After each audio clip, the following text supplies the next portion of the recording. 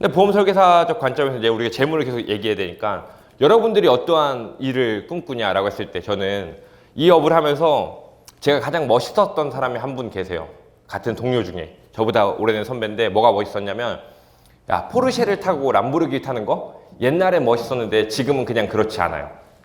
그리고 뭐 좋은 집에 사는 거? 아, 그것도 뭐 그렇긴 한데 사실 좋은 집에 사는 사람들 많이 봤더니 이게 진짜 보험을 해서 돈을 번 건지 부모가 해준 건지 아니면 이게 보험에서 번 돈을 코인에 넣어가지고 이게 터진 건지 이게 구분이 잘 안 돼. 근데 진짜 멋있는 사람은 누구였냐면요. 어떤 분이 이제 GA에 이제 입사하려고 담보를 내잖아요. 보증보험을 꺼내잖아요. 난 보증보험 너무 비싸서 싫어 이런 거예요. 그래서 뭐를 담보로 내나 봤더니 자기의 연금보험 해지환급금을 담보로 내더라고요. 네. 자기 연금보험 해지환급금이 6억이야, 6억. 네. 난 이게 간지다. 네. 이게 보험을 오래 잘했다는 것은 사실 뭐 SNS에 뭐 허세를 부리고 떠보이는 것이 아니라 그러니까 내가 뭐 집이나 이런 것들 사실 출처를 알 수가 없어요. 부동산은 뭐 돈을 왕창 벌어가지고 보험을 해서 내가 어디다가 좀 시내에다 빌딩을 샀다든가 건물을 샀다든가 이랬으면 이제 모르겠는데 사실 아파트 한두 채나 두세 채 정도 갖고 있는 것은 직장인들도 재테크 잘한 분들은 할 수 있는 거잖아요. 근데 사실 연금보험의 해지환급이 6억이 넘는다? 그럼 저 사람이 연금을 얼마씩 받는 거야? 네.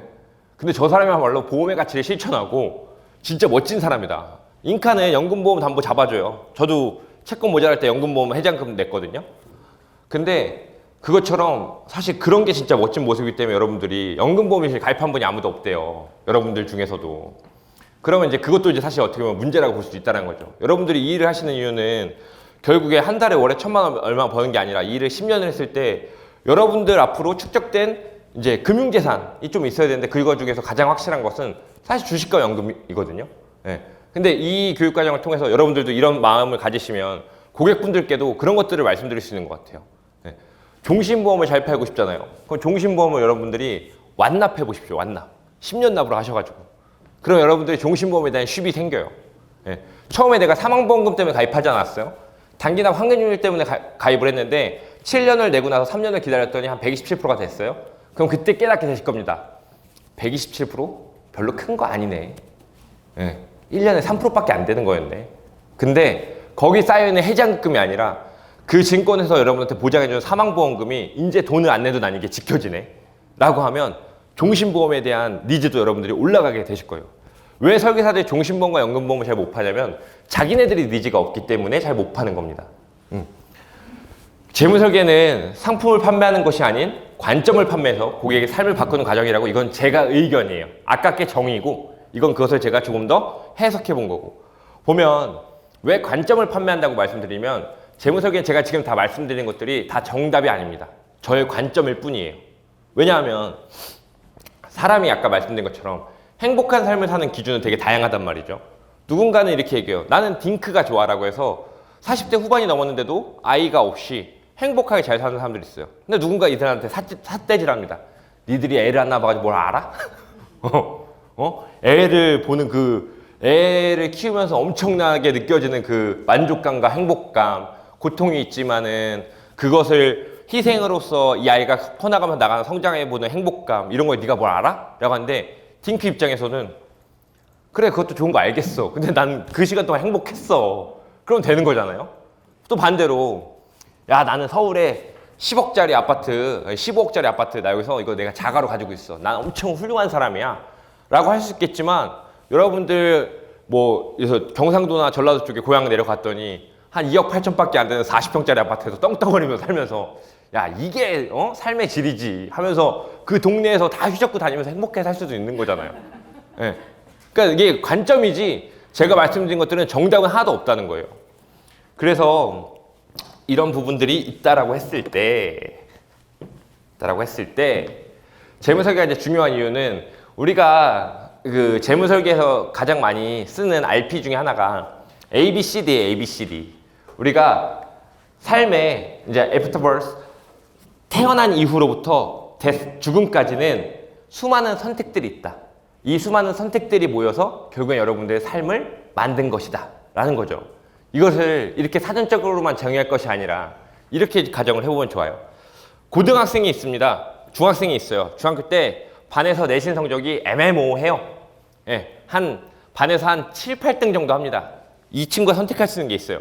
지금은 제가 교육 과정을 잘 모르지만 특성화고를 가거나 좀 좋은 학교를 가가지고 이 선발 집단에서 우등인자들과 경쟁해가지고 내가 더 나은 삶을 치고 가는 방법이 하나가 있고, 아예 인문계 맨 끝머리 가가지고 내신 1등급을 받아가지고 수시로 연구를 뚫어버리는 방법이 있어요.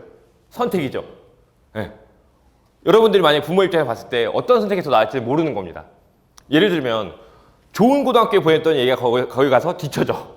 그럼 디프레스에 빠져가지고 그냥 수능 그냥 망쳐버리고 그냥 막 나가기 시작할 수도 있는 거고, 반대로 이 그냥 제일 밑에 있는 학교 갔더니 여기 가서 그 뱀의 머리가 되라고 했더니 뱀의 몸통이 돼가지고 막 그냥 담배 피우고 술 마시고 그냥 막 다니면서 그럴 수도 있는 거잖아요. 그것처럼 많은 선택들을 결국엔 맞춰가지고 우리가 오게 된다란 말이죠.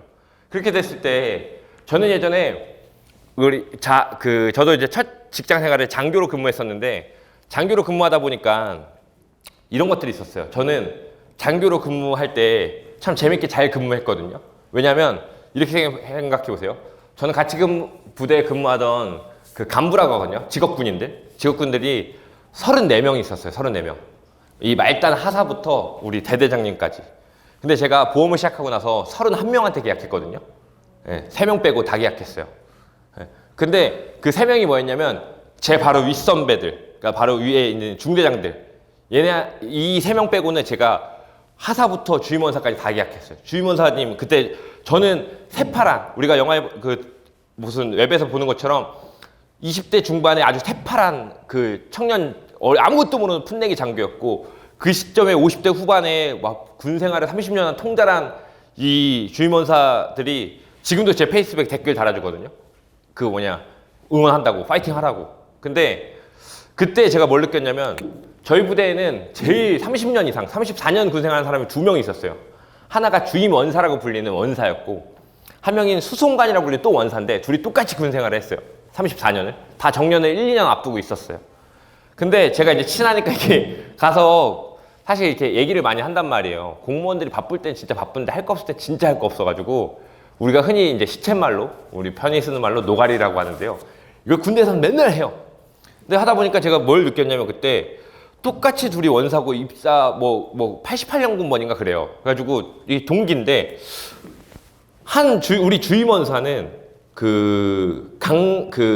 저희가 이제 속초에서 군 생활했는데, 제가 양양에서 강릉 시내에 편의점을 3개 가지고 있고 아파트도 한 채 가지고 있어. 그러니까 자기 살고 있는 아파트 말고. 근데 이 수송관 원사님은 나한테 돈을 빌리더라고. 돈을 빌리더라고요. 300만 원을.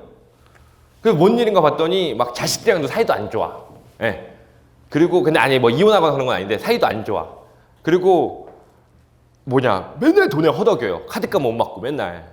내가 그때 제가 깨달은 거죠. 아까 말씀드린 것처럼, 야, 이들이 20살에 군대에 와서 이제 50대 후반이 될 때까지 20대 초반에 와서 30몇 년 동안 군생활 둘이 똑같이 했는데, 군인 월급은 유리봉투니까 월급이 똑같단 말이에요. 똑같이 월급을 받고 살아왔는데, 누군가는 지금 이제 퇴임을 해가지고 이제 사업을 뭘 할지 뭐 해가지고 제2의 삶을 뭘 살지 막 이런 것들을 고민하고 있는데, 이 사람은 아직도 카드값 걱정을 하고 나한테 돈을 빌리고 있어. 그때 딱 온 거죠. 이게 진짜 20대 그 돈을 벌기 시작하면서부터 돈을 똑같이 버는데, 이것을 어떻게 관리하고 어떤 계획을 세우고 어떤 목표를 가지고 살아가느냐가 엄청난 결과를 이끌어낸다. 보통 우리는 이것을 평균적인 우리 삶에서 어떻게 치부했냐면, 그냥 옛날에 기성세대로 봤을 때, 지금 말고요. 기성세대는 아내가 돈 관리를 얼마만큼 잘했냐 못했냐로 우리는 그냥 치부해버리고 끝났거든요.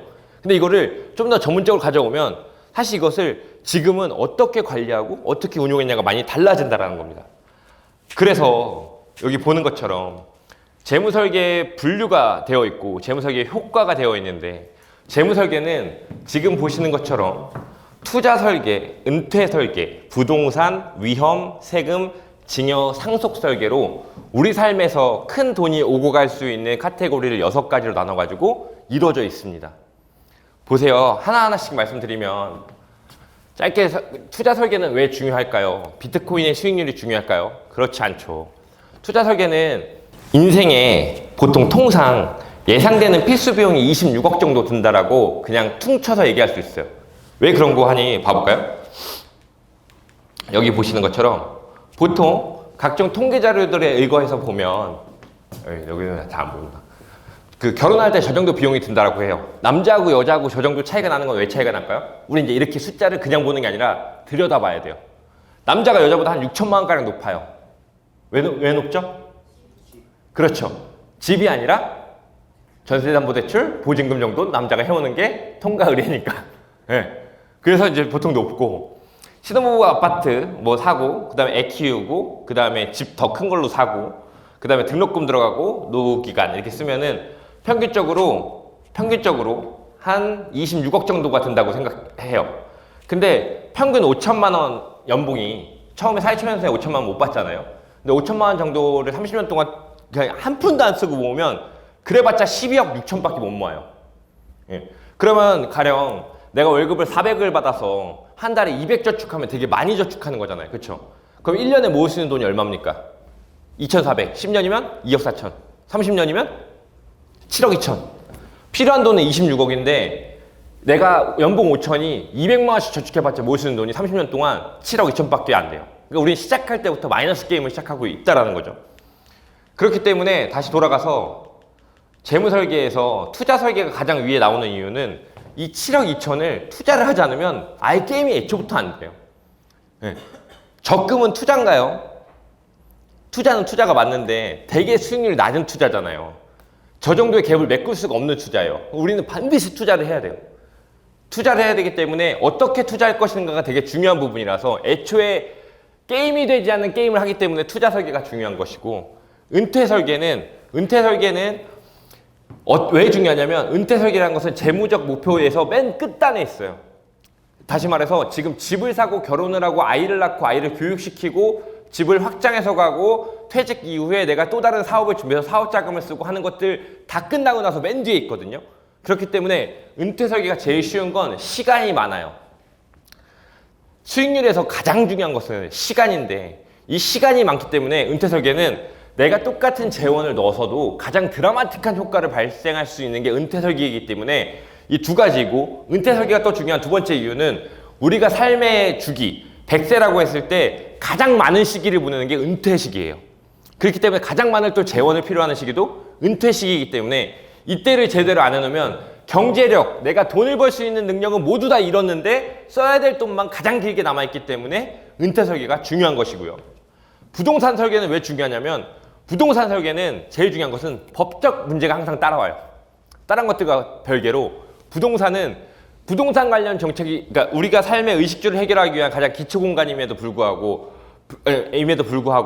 또 우리나라에서 전체 자산 편중을 봤을 때 국민은행이나 신한은행에서 나오는 보고서들 보면 대한민국은 또 특이한 나라인 게 전체 자산이 거의 7할 내지 8할 정도가 부동산에 몰려있죠. 왜? 집이라는 거에서 주는 만족감이나 안정감이 너무 강하기 때문에 여기에 몰빵 투자한단 말이에요. 근데 그래서 이 부동산이 전체 자산에서 구성하는 비율이 너무 높기 때문에 이게 한번 헷가닥 하면 그냥 다 흔들리게 돼버리니까 부동산 설계도 중요합니다. 위험 설계는 여러분들 보험하시는 분들이니까 다 얼마만큼 위험한지 아실 거고 세금도 마찬가지예요. 세금은 내가 백날 열심히 재테크를 해가지고 돈을 벌어봤자 이제 나라에서 떼가기 시작하면 이게 한도 끝도 없는 건데 이 세금에 대해서 조금 말씀을 드려볼게요. 세금이 여러분들 삶을 위협하나요? 위협해요? 5월에 종소세 신고하시는 분? 몇 분 계시네요. 좋네요. 세금 위협하나요? 종소세 할 때? 환급 나오지 않으세요? 한 1억 5천까지도 환급 나오실 텐데. 세금이 대부분 사람들은 위협이 안 된다고 생각하는데 아까 제가 보여드렸던 세금을 좀 더 확장해서 시켜보면 4대 보험도 세금이에요. 4대 보험도. 아까 제가 처음에 노부부를 말씀드렸었죠. 그 부부가 직접적으로 타격을 받은 건 건강보험료였어요. 건강보험료. 이분들은 사실 이제 국민연금 수급권자도 되셨고 하기 때문에 국민연금은 납부하지 않지만 이 건강보험료가 세금으로 와닿게 되었었고 실제로 여러분들이 세금을 어떻게 좀 접근해 보시면 좋냐면 여러분 혹시 서울에 아파트 가지고 계신 분이 계실 거예요. 아니면 뭐 경기도도 좋습니다. 여러분들이 만약에 7억에 영끌해가 샀어요. 그래서 내가 한 18년, 19년에 샀는데 지금 보니까 한 10억이 되었어요. 3억이 올랐네. 3억이 올랐어요. 좋습니까? 좋은 일이죠. 근데 그게 여러분들 삶에 이 재무 설계적 전체 큰 관점에 봤을 때 큰 영향을 미치나요? 그렇지 않아요. 두 가지 이유 때문에. 첫 번째는 주거용 부동산. 내가 깔고 앉아있는 부동산이기 때문에 이거를 현금화할 수가 없어요. 두 번째, 3억이 올랐으면 여러분들 양도세계 상계 때려보세요. 얼마만큼 세금 내야 되나? 그거 못 팔아요, 쉽게. 7억, 와 5억 오르잖아요? 문제가 더 심각해집니다. 물론 현금 보유하는 그게 있겠지만 내가 대출 그때까지 그거 오를 때까지 기다리면서 대출해자 낸 거랑 양도소득세랑 물가상승률 치고 나면은 사실 7억이 올라도 크게 남는 게 없다는 거예요. 사람들은 직장 생활 하다가 막 친구들끼리 동료들끼리 이렇게 밥 먹다 보면 우리 아파트 뭐 해가지고 나 얼마 올랐잖아 막 이렇게 얘기하거든요. 그걸 실상으로 따져 들어가 보면 크게 남는 게 없다는 거예요. 그렇기 때문에 세금은 여러 가지 측면에서 또 우리를 위협하게 될 텐데 세금에 대해서 아직 위협을 못 느꼈다? 그러면은 사실 그런 경우가 많겠죠. 사실 내가 재정적으로 충분히 안정되지 않은 경우. 왜? 재정적으로 안정되는 순간부터 여러분들을 공격하기 시작할 테니까. 이런 적이 있습니다. 제가 2020년 4월에 그 부동산을 조그맣게 하나 구매했어요. 제 고향에 어머니가 막 눈여겨보던 땅하고 펜션 건물이 있었는데 제가 그걸 구매했어요. 그때 저도 재무 설계를 잘 한다고 했고 상담을 많이 했었으니까 오케이 뭐 해가지고 대충 뭐 이렇게 해가지고 인지도 얼마 나오겠네 해가지고 제가 캐시를 준비했어요. 대출도 받고. 여러분 아시나요? 혹시 부동산을 구매하면은 어느 정도 규모 이상 부동산이 되면 공인중개사 사무실에서 계약 안 하는 거 아세요? 보통 물건지로 법무사랑 그 은행 뭐 지점장이나가 다 와요. 직원 데리고. 그럼 여기서 한 7명이 모여서 계약하거든요. 예. 그 물건지에서. 고객이 은행 가서 계약하지 않아요. 그럼 오거든요. 계약을 하려고 갔는데 저보고 뭐냐면 이거 그 명의이전 해가지고 그 양수도 하려면 그 취득세를 먼저 내야 된대요. 원래 2달 이내만 명의 가져오면 되는데 취득세를 내려고 해서 제가 1.1% 계산했어요. 원래 부동산 취득세는 보통 1.1%니까. 그래가지고 내가 한 2천만 원 정도 내려고 했는데 갑자기 7천만 원을 내라는 거예요. 왜지? 내가 알고 있는 상식에서 없는데? 보니까 상업용 부동산은 4.6%예요. 예. 그러니까 죽어 나가는 거지. 그게 빌렸어요, 엄마한테. 그때. 저희 어머니도 뭐라 했냐면 어머니도 빌렸어요, 그걸. 예. 그래가지고 왜냐면 그날 취득세를 내야 이걸 갖고 오고 여기다 뭐 등기를 친 다음에 뭐를 하는데 아무것도 못하니 그다음 뭐 세를 주든 뭐 저도 대출을 많이 받았을 거 아니에요. 해야 되는데 아무것도 안 되는 거지, 아무것도. 근데 이것처럼 세금이라는 거는 우리가 생각지도 못한 곳에서 우리를 때리기 시작하는데 이 세금에 대해서 이해가 얼마만큼 있냐가 내 재산을 지킬 수 있는 거란 거죠. 보십시오. 증여 상속 설계 또 하나 제가 사례를 말씀드릴게요. 제 친한 친구 놈이 강원도 춘천에서 그 교육공무원 하고 있습니다. 아버지가 50대 중반에 암으로 돌아가셨어요.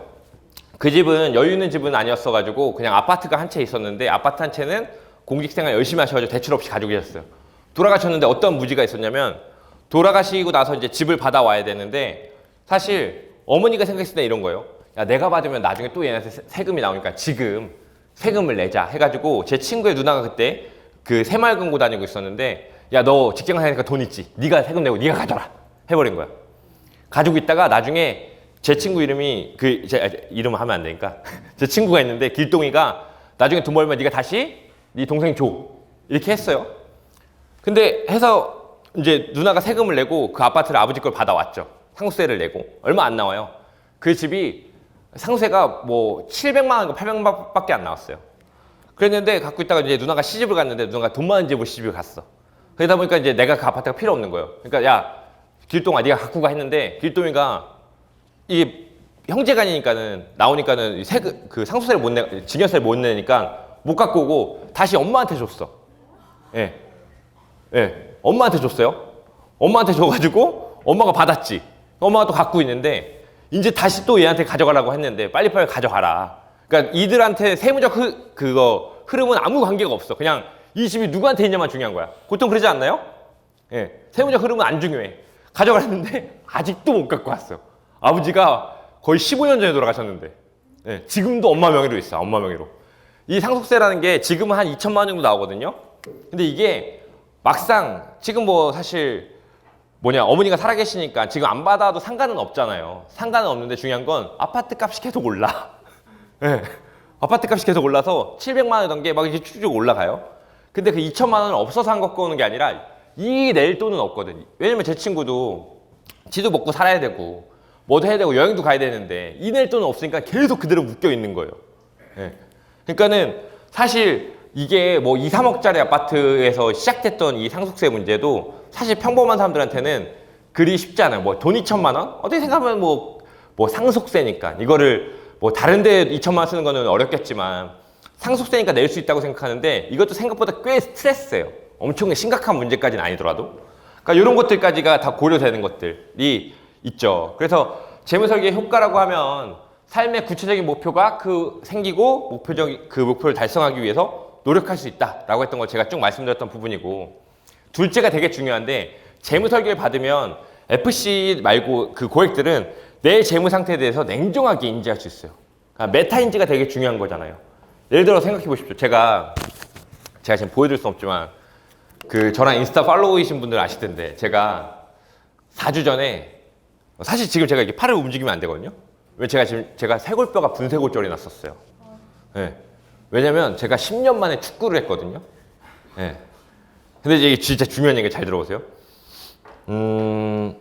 부러지려면 어쩔 수 없이 부러지는데 제가 그날 제 업체 대표님하고 저희 협업하는 세무사 변리사하고 같이 넷이 안성에서 골프를 쳤어요. 근데 그날따라 이 변리사가 아내분이 차를 끌고 나가서 안성까지 택시를 타고 왔어요. 백을 싣고. 그 집을 어떻게 또 보내, 송도인데. 나는 남양주니까 이거 외곽 타면 되니까 내가 데려다 주겠다고 갔는데 송도를 데려다 주고 핸드폰 봤더니 저랑 친한 누가 오늘 11시에 공차는데 밤에 차라 올래 한 거예요. 그래서 마침 나도 이제 체력이 요새 떨어져서 운동을 해야 되겠다라고 마음을 먹고 있던 차였고 너무 좋은 기회다. 가서 공을 차야겠다. 이러고 11시에 갔죠. 제가 5분 만에 부러졌거든요. 네. 5분 만에 부러졌는데 어떻게 부러졌냐면 이게 뛰잖아요. 근데 자꾸 내가 넘어지는 거예요. 무슨 7살 애처럼. 자꾸 뛰면 넘어져. 아무도 안 건드는데. 이게 축구를 안 해가지고 이 근육이 안 써지는 거예요. 네, 근육이. 그러니까 자꾸 넘어지는데 이 경험을 좀 아시는 분들은 아실 텐데 상당히 많은 남자들이 많이 경험하거든요. 그 남자들이 보통 40대에 되게 크게 다친대요. 왜 그러냐면 자기 뇌 속에 있는 머리나 이런 것들은 신체가 20대에 머물러 있는데 이게 실제로 10년 만에 축구를 하니까 아예 쓰지 않던 근육들을 쓰니까 못 쓰는 거예요. 그렇게 해가지고 제가 다쳤어요. 다치고 나서 뼈가 분쇄골절이 나서 쇄골이 4조각이 났거든요. 네, 근데 전공의 파업. 자, 이것도 어디 가서 상담하시다 쓸 수 있으면 쓰세요. 이 이야기도. 전공의 파업 때문에 수술되는 병원이 없어요. 네, 입원도 잘 안 시켜주는데 2차 병원 가면 입원을 시켜주거든요. 근데 수술 날짜를 못 잡아. 왜냐면 이게 뼈 부러진 건 비응급이에요. 그러니까 나만 죽을 것 같아. 뼈가 조금만 움직여도 막 죽을 것 같아요. 너무 아파가지고. 근데 비응급이 안 죽으니까. 죽을 것 같은 거지 죽진 않으니까. 네. 그래서 제가 결국엔 집으로 갔어요. 집에 가서 병원을 와이프가 이제 막 놀라가지고 119에 119는 요새 또 전화하면 그것도 알아주시면 좋더라고요. 119에 전화하면 내가 현증 있잖아요. 어떤 증세냐에 따라서 119에 물어보면 119에 최기 가까운 병원에 어떤 것들이 있는지 헬스케어처럼 리스트를 다 보내줘요, 문자로. 네. 어느 병원, 2차 병원 어디, 3차 병원 어디. 그래서 저는 전화하는데 뭐예요? 수술이 안 되는데. 그래서 결국에는 저희 이제 가족이 잡아줘가지고 제가 36병원을 가가지고 바로 월요일날 수술을 했어요. 근데 그때 제가 느꼈던 게 뭐였냐면 내가 메타인지, 내 스스로에 대한 인지가 너무 안 돼 있었구나. 뭐냐면 저는 30대 이제 중후반인데도 불구하고 저는 배도 안 나왔고, 그러니까 배도 좀 나왔거든요. 근데 저는 나름 체력 관리가 좀 잘 되고 있다고 생각을 했었고, 제가 최근에는 바빠서 운동을 못했지만 그전에 그래도 꾸준하게 운동을 해왔었거든요. 근데 제 몸이 생각보다 많이 망가져 있는 거예요. 네. 근데 이거를 다치고 나니까 느꼈는데 지금 그래서 조금씩이라도 어떻게 운동을 하려고 하거든요. 근데 이것처럼 많은 사람들이 자신의 재무 상태에 대해서 인지 자체 못해요. 그러니까 노력도 안 하는 거지. 내가 박살나 있다는 인지가 돼야 뭔가를 개선해야겠다는 의지가 생기고 행동의 실현이 되는데, 이것을 대한민국 이 인류의 인간의 가지고 있는 본능 중에 하나가 막연한 기대감이 있어요. 막연하게 잘 될 것이다. 여러분들도 한번 기억을 더듬어 보세요. 학창 시절에 공부를 충분히 안 했지만 시험장에 들어갈 때까지는 잘 되겠지. 네.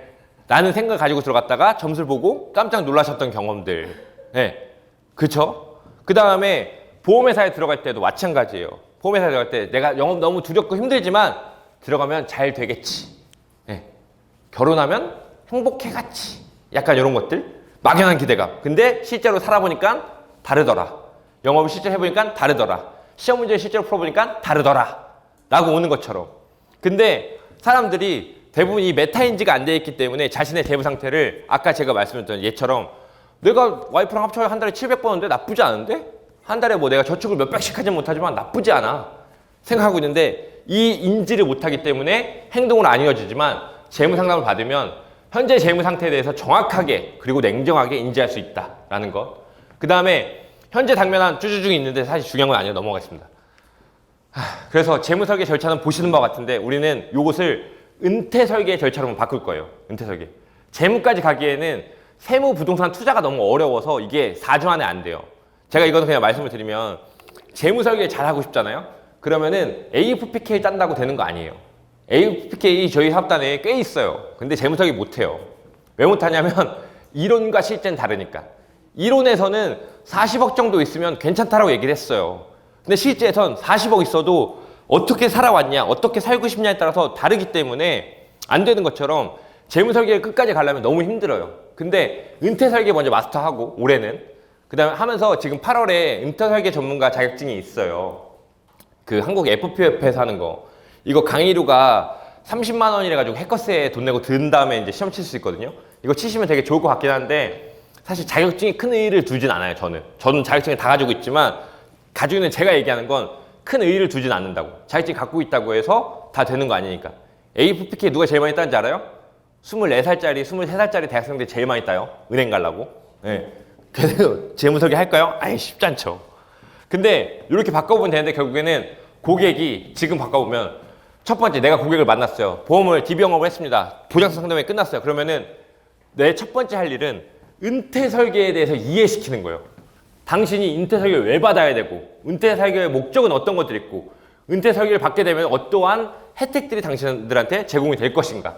그리고 관계를 설정하는 거죠. 내가 보험 판매인으로 만났었는데 나는 은퇴 설계 전문가로서 당신한테 어떠한 긍정적이고 당신의 삶에 도움이 되는 정보들을 줄 수 있는지. 나는 정보 제공자임에 동시에 상담가이고 당신에게 조력자라고 하는 은퇴 설계에 대한 관계를 설정하는 것이 1단계가 될 것이고 두 번째는 재무 설계 설정 및 정보 제공이라고 되어 있는데 은퇴 설계를 하기 위해서 그건 다 필요한 제반 지식들 우리가 이제 어떤 것들을 배우게 될 거냐면 이 과정을 통해서 은퇴 설계 하려면 아까 제가 누구나한테나 10만 원씩은 가입시켜도 나쁘지 않다고 했잖아요.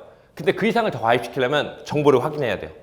이 사람이 국민연금, 우리나라 연금 3층 구조로 불리는 국민연금은 얼마만큼을 납부하고 어느 정도 납부하고 있는지 그래서 국민연금의 예상 수급액은 얼마가 되는지 확인해야 되는데 이것뿐만 아니라 지금 우리나라에서 국민연금 제도는 어떻게 운영되고 있는지에 대한 정보를 제공해야 돼요. 최근에 정보 제공한다면 어떤 것들이 있을까요? 우리 최범서 FA님. 전에 뭐 더 받는. 아 그렇죠. 네. 최근에 이슈가 됐던 건 국민연금 개혁안이었어요. 뭐냐면 이전 국회에서 시민참여단을 만들어서 야 국민연금 2053년에 고갈되는데 어떻게 할래? 너네 토의해봐 해가지고 500명을 불러놓고 토의를 했어요. 알고 계시죠 여러분들? 어떻게 됐나요 그래서? 그래서 더 내고 더 받는 또는 이제 그걸로 됐었단 말이에요. 근데 이게 무산이 됐죠. 왜? 그 예전에 유시민 장관이 나와서 얘기했었지만 유시민 장관이 뭘 했냐면은 우리나라 국민연금 수급 연령을 60세에서 65세로 바꿨거든요. 그때 그 정부 때. 예. 그리고 이 상한하고 이 추가 납부에 관련된 제도를 정비했어요. 그때 연금 개혁을 한번 했었는데 유시민 장관이 그 다음에 그 라디오인가 나와서 얘기해요. 내가 그 정책을 시행할 때 같은 당에서도 진짜 쌍욕을 먹었다. 예. 왜냐면 연금 개혁이라는 건 결국엔 누군가 주머니에서 나와서 누군가 주머니로 들어가야 되는데 얘가 일치하지 않으니까 이건 반드시 울먹을 수밖에 없는 거니까. 근데 이번에 더 내고 더 받는 걸 했는데 이거를 연금특위에서 했다가 어느 정도 안을 합의했죠. 그래서 요율을 올리죠. 9에서 몇 프로? 13% 올리는 거였나? 네. 그죠? 9에서 내가 지금 직장인들 9% 내고 있는데 13% 올리고 나중에 좀 소득 대체를 좀 더 올리고 그거였는데 이게 지금 무산됐어요. 그리고 다음 국회로 넘겼단 말이에요. 그러니까 연금 개혁안을 발의를 하려면 우리나라의 법은 예를 들어서 어린이 보호구역에서 속도 위반하면 13만 원 이런 과태료를 바꾸는 것은 그냥 편하게 할 수 있는데, 시행규칙을 할 수 있는데, 여기서 걸리면 징역 보내겠다는 법을 바꾸는 것은 국회의원이 한 명이 발의를 해야 돼요. 총대를 메고. 누구 의원실에서 발의가 돼야 돼요. 근데 이거를 지금 할 사람이 없는 거야. 이 총대를 매. 그러니까 이거는 밀리고 있어요. 그래서 지금 최근에 그 총선이 끝나고 나서 지금까지 나온 기사들 쭉 국민연금 뭐 개혁 이렇게 네이버에 키워드를 검색해서 검색을 해보시면 난리도 아니에요. 난리도. 예. 막 무슨 지금 영세 애들은 나중에 버는 돈의 35%를 연금보험료로 내야 된다. 뭐 애기들한테 노인들이 뭐라 해야 되지? 뭐 폭력을 가하는 거다. 너무 이기적인 혜태다. 이렇게 하면서 막 나온단 말이에요. 근데 그게 지금 결론이 안 지어졌어요. 이런 것들도 사실 정부를 우리가 제공해야 될 것이고, 두 번째, 기업연금, 퇴직연금 올라가서 대한민국은 그 퇴직 그 급여법이 언제 적용되는지 아세요? 2003년이 됐어요. 2003년. 대한민국은 엄청나게 발전한 나라 같지만 우리나라의 퇴직연금법이 제정된 것은 사실 조승우가 타짜 찍을 때가 2002년이거든요. 한일월드컵 2002년이고 S존업이가 그 죄와벌 부를 때가 2003년이에요. 예. 근데 그때 적용됐다고, 퇴직급여법이. 예, 제정이 그때 됐어요. 그러니까 퇴직금은 더 일찍 제정이 됐지만 퇴직연금법은 그때 제정이 되었어요. 우리나라는 그렇게 금융의 역사가 깊지 않아요. 예. 그러니까 그렇게 되다 보니까 지금까지 왔을 때 이 제도가 상당히 미비하고 보완점들이 많이 도출되고 있단 말이에요. 그러한 여러 가지에 대한 정보들을 제공하고, 그 다음에 이제 재무 상태, 고객의 은퇴 준비 상태를 분석하고 평가해야 되는 게 세 번째죠. 사실상 고객이 국민연금을, 우리가 질문 자체가 플로우를 잘 이제 머릿속에 생각해 보세요. 그러면은 혹시 우리나라에서 지금 은퇴 준비라고 한다라고 하면 결국엔 고객님 세 가지 아닙니까? 공적연금, 나라에서 해주는 거. 두 번째, 기업연금, 회사에서 해주는 거. 세 번째, 개인연금. 세 가지인데 어떻게 준비하고 계세요? 국민연금은 소득 대체율이 현재 기준 40%입니다. 40%는 뭐냐? 내가 국민연금 수급에 대한 기준이 되는 40년 동안 현재 버는 월급에 9%씩 꼬박꼬박 떼어가지고 했을 때 평균 연봉의 그 40%를 연금으로 받겠다는 건데, 대한민국에서 40년 수급 납입 기간을 다 가져가는 사람이 몇 명이나 되겠냐는 거죠. 애초에 소득 대체율 40%는 말이 안 되는 가정이에요. 이거를 국민연금공단에서는 계속해서 홍보하고 있고 거절 처리를 하고 있거든요. 그렇기 때문에 국민연금에 대해서는 고객님 어떻게 납부하고 계십니까? 또는 저랑 노트북 가지고 한번 돌려보실까요? 라고 하면 국민연금공단에서 연금 예상액 돌리면 상당히 좀 그러니까 약간 보수적으로 나오지 않아요. 되게 희망적으로 나와요. 왜냐면 물가 상승률이나 이런 것도 많이 고려하지 않고 임금 상승률도 되게 높게 고려했어요. 근데 우리나라 임금 상승률이 그렇게 안 높거든요. 물가 상승률도 그렇게 안 높아요. 되게 우리나라 임금 상승률 보통 5에서 10% 막 잡아버리는데 그렇게 올려주는 회사가 없어요. 예, 임금 그렇게 높지 않습니다. 최저시급은 많이 올랐지만 실질 임금은 그렇게 많이 오르지 않았어요. 근데 그런 것들 다 희망적으로 고려해서 예상액이 나오는데, 그렇게 희망적으로 나온 예상액조차도 고객이 보면 생각보다 쉽지 않겠는데? 라는 생각 들어요. 퇴직연금에 관련된 기사들 제가 뒤에서 많이 보여드리겠지만 지금도 마찬가지예요. 지금 집중도가 좋으니까 또 말로 이해해보세요. 퇴직연금 제도가 지금 여러분들 혹시 주변에 직장 다니시는 분들 중에서 퇴직연금 제도로 회사에 들어가 있는 사람 몇 명이나 되세요? 10명 있으면 한 2~3명 될까 말까? 진짜 대기업 다니거나 중견 이상에서는 대표가 엄청 머리가 띄어가지고 내가 넣어줄게 하는 사람들 빼고는 대부분 DB형, 사내 적립해요. 그러니까 징역 안 가려고 퇴직금 정도 주는 정도에서 끝나요. 바뀐 건 예전에 그냥 계좌로 넣어줬더라면 요새는 야, 퇴직할 거면 퇴직연금 계좌 만들어 와, IRP. 거기다 넣어줄게. 그냥 이 정도지. 사실 퇴직연금을 미국처럼 해서 계속적으로 운영할 수 있게끔 해주는 회사 많지 않아요. 그럼 이게 퇴직연금 들어오면 어때요? 여러분들? 퇴직연금을 버줬어. 퇴직금을 받았어. 그걸 가지고 누가 은퇴까지 가지고 있습니까? 다 쓰지. 예. 퇴직연금을 중도해지할 수 있는 이유는 정해져 있는데 이거 다 못 외워도 괜찮아요. 그냥 대충 알고 계시면 돼요. 상담할 때 실제로 그거 누가 테스트 하나요?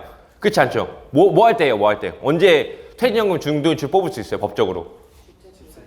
집 살 때, 아플 때, 학자금. 보통 세 가지잖아요. 그러니까 당신 살면서, 근데 이게 아플 때, 집 살 때, 학자금은 우리가 아까 어디서 봤던 거냐면 처음에 재무부 했을 때 나라도 알아요. 나라도 국가도 알고 있어. 너네 이거 다 해야 되잖아. 이거 해야 되니까 이때 돈 없으면 너네 되게 불행해지잖아. 그러니까 이때는 빼줄게 라는 거 나라도 알고 있다는 거예요.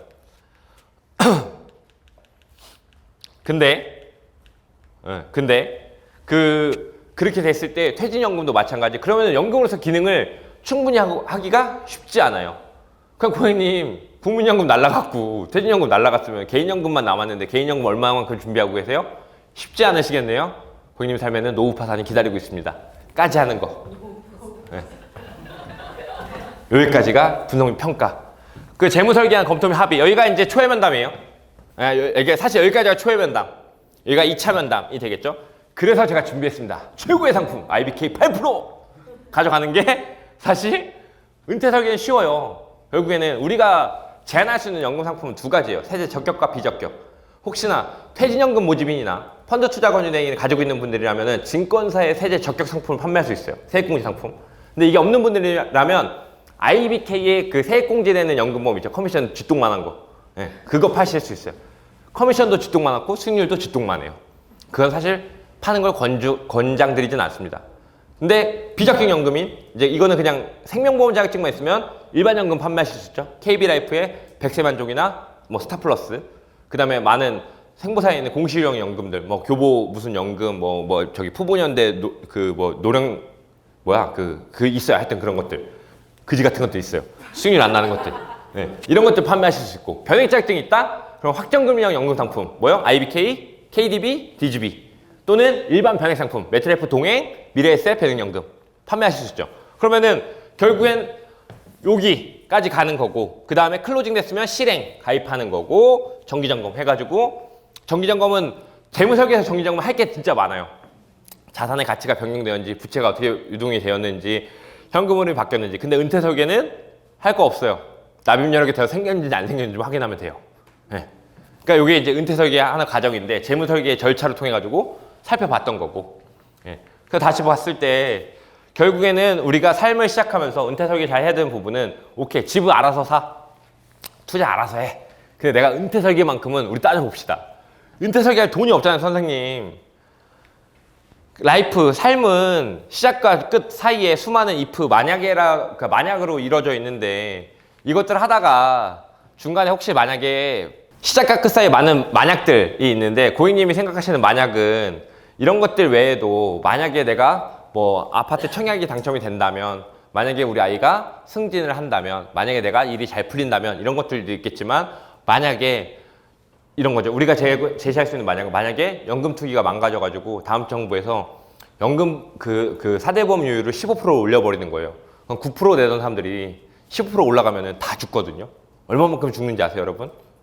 이것도 잘 들어보세요. 잘 따라보세요. 9% 월급의 본봉의 9%를 내던 게 4.5% 내요. 나는 월급의 4.5%만 떼이고 나오죠. 근데 이거를 13%나 15% 올려버리면 내가 떼이는 돈이 엄청나지거든요.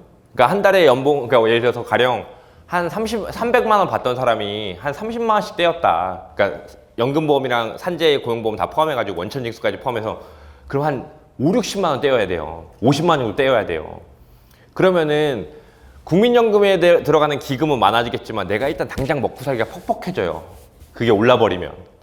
두 번째, 우리나라에 원천징수 제도라는 게 있는데 4대 보험을 직장인이 받내고 사업주가 받내죠. 근데 그거를 사업주 입장에서는 치킨집 하시거나 그냥 갈비집 하시는 뭐 하는 사업주들은 이 연금을 일단은 사업주가 다 내요. 뭔 말인지 이해돼요? 이해되세요? 안 되시는 것 같은데? 뭐냐면, 자, 제가 사업주예요. 그러면은 예를 들면 저희가 이제 저희 법인에서 고용하는 직원이 3명이 있어요. 코리아프피라는 컨설팅 법인에서 직원이면 3명의 4대 보험료가 저희가 한 달에 얼마 내면 130만 원씩 내거든요. 3명씩 4대 보험료를. 이게 올라버리면 우리나라에 자영업하는 사람들, 직원 쓰는 자영업하는 사람들 또 다 죽어요. 네, 직장인만 죽는 게 아니라, 왜냐면 내가 일단 먼저 내야 돼, 얘네 4대 보험료를 국가에. 안 내면 체납 들어오고 그 건강보험료 체납 되면 법인은 아무것도 할 수 있는 게 없어요. 이거 죽으라고 내야 되거든요. 그러니까 연금보험료율이 오르면 사람들이 이렇게 생각해요. 내가 월급에 좀만 더 떼면 되겠지. 아니요. 사업하고 장사하는 사람들 다 죽어요. 이거 안 내보면 뭐, 설계사들 모르겠지. 내본 사람만 알거든. 사회보험료 이렇게 많이 나간다고? 네. 3명만 해도 한 달에 120, 140 나가요. 거꾸로 얘기해 볼게요. 30명 쓰는 직원 회사는 한 달에 월급이 아니라 4대 보험료만 천몇백만 원씩 나가요. 예. 그럼 다 죽는 거예요. 그러니까 국가에서 이거를 원래 보통은 노동자와 그다음 이 노동자와 기업을 대별하는 것이 노동자는 노조를 대별하고 기업자들 이제 기업가들은 보통 경총이라고 해서 경영자총이라는 곳에서 이 그 사업주들을 대변하는데 어떤 정책이 시행되고 나면 보통 둘 중에 하나는 지지를 하거든요. 노동자를 까면은 기업주가 지지를 하고 기업주를 까면 노동자가 지지를 하는데 이 연금 개혁은 양쪽에 다 욕먹는 거예요. 네. 근데 이런 만약이 벌어진다라면 어떻게 하시겠습니까? 네. 여쭤보는 거죠. 또 반대로 여러분들 여기서 뭐 하시겠어요? 고객님 근데 더 중요한 건 뭐냐면요. 한 이쯤 한 요때쯤에 암 걸리면 다 끝나는 거예요. 이게 이제 보장 설계인 거고. 가다가 저처럼 저는 쇠고리였지만 만약에 저 같은 사람이 만약에 그런 일이 절대 일어나면 안 겠지만 내가 공차다 넘어졌는데 딱 떨어지면서 꼬리뼈 골절 나가지고 한 8개월 누워 있어야 돼요. 네. 그러면 저는 우리 일 하고 있는 저는 그나마 나는 낫겠지. 우리 FC들이 나 배신 때리고 다 딴 데로 가면 모르겠지만 좀 낫겠지. 근데 그래도 내가 뭐 화상으로 이렇게 해서 뭐 중간 강의하고 하겠지만은 근데 저는 그나마 나. 근데 FC들은 어때요? 영업을 못 뛰어. 그러면 또 저기서 또 다 박살 나는 거예요, 그냥. 네. 꼬리뼈 골절이면은 간병인도 써야 되거든요. 그러면 집안에 또 한 명 끌고 들어가야 돼요. 네. 그러면은 경제력이 2명이 잃어. 네. 마치 제가 보장 상담할 때는 6.25 전쟁 때 발목 지뢰 많이 얘기하거든요. 6.25 전쟁 때 사람들이 지뢰로 사람 잘 안 터쳐 죽였다. 발목 지뢰라 가지고 발목만 싹 날리는데 왜 그러면 죽어버리면 다 버리고 전쟁하면 되니까. 근데 발목만 날아가서 고통에 몸부림치고 있으면 최소한 2명이 부축해서 후방으로 빠져야 되잖아요. 그러니까 전투력을 저걸 3명을 상실시키잖아요. 예, 간병 얘기할 때 항상 얘기하거든요. 똑같아요. 이것도 한 애 딱 2명 태어나서 한 6살, 2살쯤에 남편이 꼬리뼈 쓸데없이 내가 주말에 공차 나가지 말라 했는데 공차 나갔다가 골반 골절 된다. 한 4개월 누워 있어야 된다. 그럼 이제 다 박살 나는 거예요. 실제로 병원비는 2, 3천밖에 안 들겠지만 경제적 손실은 거의 1억 원 가까이 날 겁니다. 못 벌어오지, 치료비 들어가지, 회사에서 이제 눈치 보이다 보면 막 그러지. 그런 것들이 또 발생된다면 어떻게 하시겠습니까? 근데 이 와중에 은퇴 준비도 안 하신다고요? 쉽지 않으시겠는데요? 고객님. 하고 갈 수 있다라는 겁니다. 자, 결국엔 재무 설계라는 것은 우리가 아까 말씀드렸던 것들. 아까 버는 돈이 연봉 5천이 끼케야 한 푼도 안 쓰고 모아도 13억 4천이 마이너스 나는데 이 중에서 생활비 빠지고 나면 거의 내가 괜찮은 삶을 살려면 왜 괜찮은 삶을 살려면 저 갭이 더 많이 나요. 더. 이 갭을 보통 우리는 어떻게 메꾸는지 아세요? 어떻게 메꾸냐? 보통은 가족이 좀 많이 메꿔줬어요. 예전까지는. 네, 부모가. 그러니까 안 그런 부모도 많겠지. 근데 통상적으로. 근데 부모가 만약에 못 메꿔줬다. 그럼 이 갭을 보통 우리는 어떤 삶에서 어떤 방식으로 어떤 삶의 태도로 메꾸냐면 이렇게 메꿔요. 이렇게. 저 갭을 메꾸려고 가족 4명이 다 일해야 돼. 네. 가족 4명이. 이런 거 많이 들어보셨죠? 제가 대학을 가려고 했는데 취업을 바로 하는 게 도움이 될 것 같아서 일을 했습니다. 제가 대학을 졸업하고 대학원을 가려고 했는데 그러기보단 취업이 좀 더 필요했습니다. 제가 대학을 졸업하고 중간에 유학을 한 2년 정도 갔다 왔으면 제가 이렇게 살진 않았을 텐데 이런 것들처럼 자식들이 일을 더 빨리 해야 되고요. 더 오래 일해야 돼요. 50대 중반에 은퇴해서 저는 나중에 꿈이 동화작가가 아니라 여행작가거든요. 여행작가? 여행작가인데 여행작가 못하겠죠. 네, 더 오래 일해야겠죠. 근데 점점 나이를 먹으면 먹을수록 할 수 있는 일이 좀 많이 바뀔 것 같아요. 네, 그나마 보험은 아직까지는 60대, 70대들도 많이 하시거든요. 네, 근데 왜냐면 보험이 편하니까. 근데 그 보험을 70 넘어서 보험을 하려면 사실 타고난 기질이 어마어마해야 돼요. 네, 근데 보통 60대 중반이 넘어가서 여성이 할 수 있는 일이 되게 많이 적은데 보통은 청소 용역이나 식당이나 아니면 이제 요새는 많이 뜨고 있는 게 실버 산업이니까 요양보호사들 많이 하시거든요. 그러니까 이게 거의 우리나라에 이런 1차 산업에 있는 게 400만 명이라고 했잖아요. 그 400만 명이 과연 그들에게 한번 여쭙고 싶은 것은 그들도 가족들을 위해서 더 일을 하시는 거거든요. 예, 그들만 아마 먹고 사시는 데는 기초연금 받고 하시면 문제는 없을 거예요. 근데 더 오래 일해야 되고 꿈을 줄이고 생활수준을 낮춰서 우리는 보통 선생님 이 갭을 해결합니다. 예, 이 갭을. 그러니까 이 갭을 이걸로 해결하지 않으려면 은퇴 설계를 받으셔야 됩니다. 라고 말씀드릴 수 있다는 거고요.